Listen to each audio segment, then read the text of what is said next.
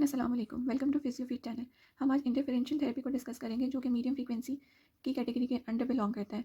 हमने करंट को दो बेसिस पे क्लासीफाई किया था, वेव फॉर्म और फ्रीक्वेंसी के बेस पे अपनी प्रीवियस वीडियो के अंदर इलेक्ट्रोथेरेप्यूटिक करंट। अगर आप रिव्यू करना चाहते हैं तो आप उसको कर सकते हैं। अब फ्रीक्वेंसी जो है लो थी, मीडियम थी और हाई फ्रीक्वेंसी थी, तो IFC जो है इंटरफेरेंशियल करंट्स जो है ये मीडियम फ्रीक्वेंसी की कैटेगरी के अंडर आते हैं। इसमें बेसिकली हम दो मीडियम फ्रीक्वेंसी यूज़ करते हैं which in turn produce a low frequency current. ठीक है, और ये जो लो फ्रीक्वेंसी करंट होता है ये हमें मोटर और सेंसरी दोनों नर्व्स को स्टिमुलेट कर रहा होता है। अब ये जो IFC होता है हम इसको प्रेफर क्यों करते हैं, क्योंकि इसमें जो हमारे पास स्किन इम्पिडेंस होती है, हमारे पास एक टर्म है इम्पिडेंस। इसमें हमारे पास जो स्किन इम्पिडेंस होती है वो लो होती है, जबकि जब हम लो फ्रीक्वेंसी करंट यूज़ करते हैं उसमें स्किन इम्पिडेंस जो हमारे पास स्किन इम्पिडेंस के जो चांसेस होते हैं वो हाई हो जाते हैं। इम्पिडेंस क्या होता है? स्किन रेजिस्टिविटी होती है, बेसिकली स्किन की जो है रेजिस्टिविटी होती है जो डेवलप करती है जब भी हम कोई इलेक्ट्रिकल स्टिमुलेशन प्रोवाइड करते हैं। तो मीडियम फ्रीक्वेंसी में या IFC में जो है स्किन इम्पिडेंस लो होती है, इस वजह से हम इसे प्रेफर करते हैं। हमारे पास जो इम्पिडेंस होती है उसे हम C से डिनोट करते हैं और इसका जो है इन्वर्स रिलेशन होता है फ्रीक्वेंसी और कैपेसिटेंस के साथ। इसके अलावा जो इसका सेकंड पॉइंट है कि हम इसको अप्लाई किस तरीके से करते हैं। इसकी एप्लीकेशन जो है इसमें हम बेसिकली 4 इलेक्ट्रोड्स यूज़ करते हैं और ये जो इलेक्ट्रोड्स है ना, ये बेसिकली 2 चैनल्स बनाते हैं और इनको हम डायगोनल प्लेस करते हैं। सपोज़ ये चैनल 1 है और ये चैनल 2 है। जो चैनल 1 है ये हमारे पास फिक्स होता है, ये एक फिक्स फ्रीक्वेंसी के साथ होता है, जबकि जो हमारे पास चैनल 2 है ये वेरिएबल होता है। अब ये फिक्स्ड है, इसकी हमेशा 4000 हर्ट्ज़ फ्रीक्वेंसी रहेगी, जबकि जो वेरिएबल होगा इसकी फ्रीक्वेंसी हम वेरी कर सकते हैं बिटवीन 3900 टू 4000 हर्ट्ज़ के बिटवीन। अब इन दोनों के इंटरसेक्शन से जो ये पॉइंट ऑफ इंटरसेक्शन है, यहाँ पे हमारे पास लो फ्रीक्वेंसी या बीट फ्रीक्वेंसी प्रोड्यूस होती है। ये जो बीट फ्रीक्वेंसी है इसके अंडर जो एरिया प्रेजेंट होता है स्किन का, वो स्टिमुलेशन वहाँ पे जाके प्रोवाइड होती है। तो ये बीट फ्रीक्वेंसी का इसमें मेजर रोल होता है। अब हम बीट फ्रीक्वेंसी कैलकुलेट कैसे करेंगे? इसके लिए हमारे पास एक सिंपल सा फॉर्मूला है कि हम फिक्स को सब्ट्रैक्ट कर देंगे वेरिएबल से। अब सपोज हमारे पास फिक्स 4000 है और हमारे पास वेरिएबल 3900 हम रख रहे हैं, तो हमारे पास जो फ्रीक्वेंसी आएगी वो 100 हर्ट्ज़ आएगी।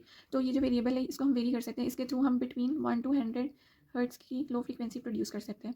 इसके अलावा हमारे पास क्या होता है कि ये जो लो फ्रीक्वेंसी प्रोड्यूस होती है, इस जब भी हम ये पेशेंट को अप्लाई करते हैं ना, तो हमने ग्रेजुअल इंक्रीज़ करवानी होती है।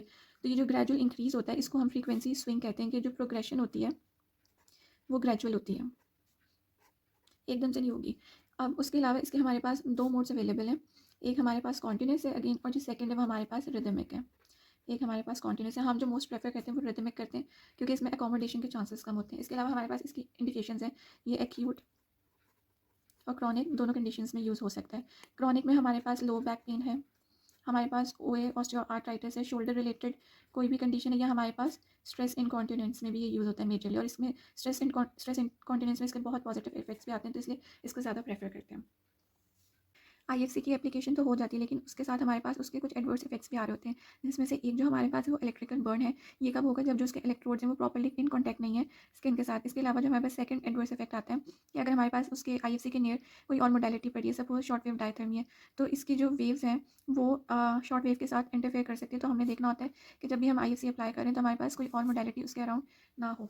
अब हम इसके फिजियोलॉजिक इफेक्ट्स की तरफ मूव करते हैं। बेसिकली मेजरली हम उसको 3 पॉइंट्स में डिवाइड करते हैं। जो पहला पॉइंट है कि ये जो है पेन रिड्यूस कर IFC की जो एप्लीकेशन है ये पेन रिड्यूस करती है। अब ये सर्टेन अप्रोचेस के थ्रू जो है हमारे पास पेन रिड्यूस हो रहा होता है।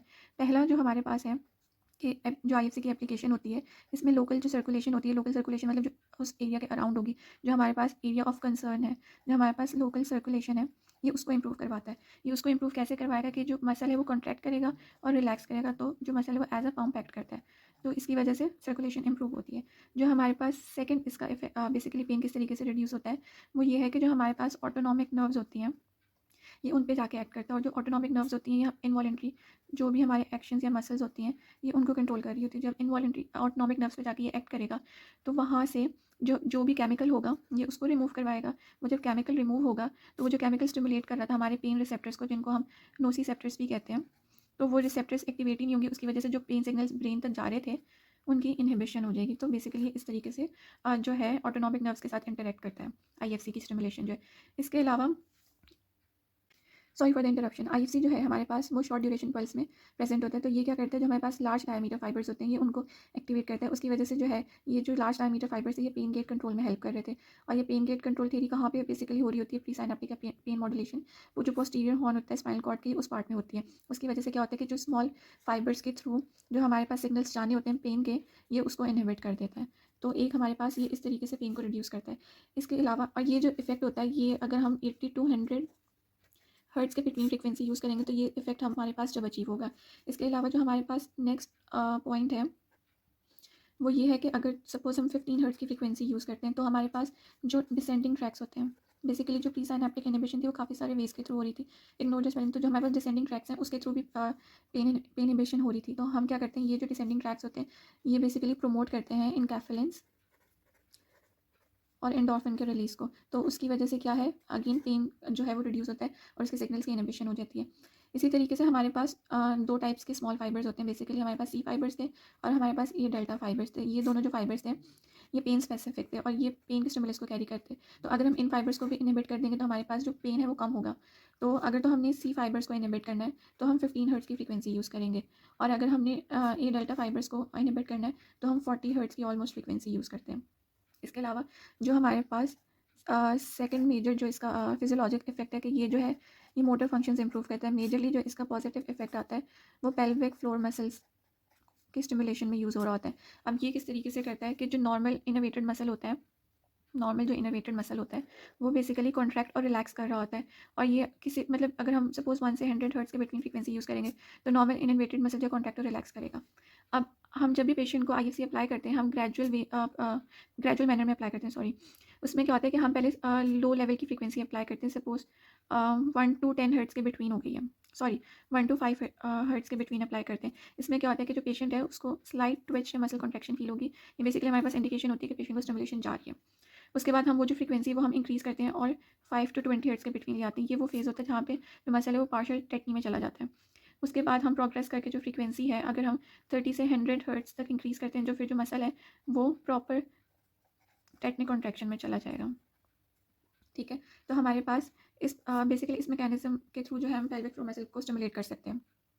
अब स्टिमुलेशन में हमारे पास इसका पॉजिटिव इफेक्ट कैसे आता है कि ये जो आईएफसी होता है ये वॉलेंट्री और इनवॉलेंट्री दोनों मसल्स को कॉन्ट्रैक्ट करता है। जबकि अगर हम फेराडिक करंट यूज़ कर रहे थे उसमें पेशेंट एक्टिवली वॉलेंटरली खुद कॉन्ट्रैक्ट करता है मसल्स को। तो इसलिए आईएफसी में pelvic floor muscle sorry IFC का जो यूज़ है उसका ज़्यादा पॉजिटिव इफेक्ट आता है पेल्विक फ्लोर मसल्स की स्टिमुलेशन में, तो हम इसको प्रेफर करते हैं। इसके अलावा हमारे पास थर्ड इफेक्ट है कि ये एडीमा को रिड्यूस करता है और ये बेसिकली मोस्टली जो हमारे पास स्पोर्ट्स रिलेटेड कंडीशंस होती हैं उसमें हो रहा होता है। इसमें जो हम फ्रीक्वेंसी यूज़ करते हैं वो हमारे पास 1 टू 10 हर्ट्ज़ होती है। ठीक है, 1 टू 10 हर्ट्ज़ होती है और इसको भी हम रिदमिक मैनर में यूज़ करते हैं। अगेन सेम फिनोमेना यूज़ होगा कि मसल जो है वो कॉन्ट्रैक्ट रिलैक्स करेगा, एज अ पम्प एक्ट करेगा। इसके अलावा ऑटोनॉमिक नर्व्स उनकी स्टिमुलेशन होगी। अब ये जो ऑटोनॉमिक नर्व्स की स्टिमुलेशन होगी ये बेसिकली जो हमारे पास ब्लड वेसल्स होते हैं ये उसको डायलेट करते हैं, उसका जो डायमीटर होता है वो इंक्रीज़ होता है। उसकी वजह से जो वहाँ पे एक्सोडेट होता है वो रिमूव हो जाता है। वो रिमूव होगा तो स्वेलिंग ऑटोमेटिकली रिड्यूस हो जाएगी। तो ये हमारे पास 3 मेजर इसके फिजियोलॉजिक इफेक्ट्स हैं और इन्हीं चीज़ों को कंसिडर करते हुए हम जो है इसकी यूज़ बेसिकली हम इसको अप्लाई करते हैं पेशेंट के ऊपर। आई होप आप लोगों को ये समझ आया होगा। इसके रिलेटेड कोई भी क्वायरीज़ हो वो आप नीचे कमेंट सेक्शन में पूछ सकते हैं। थैंक यू एंड अल्लाह हाफ़िज़।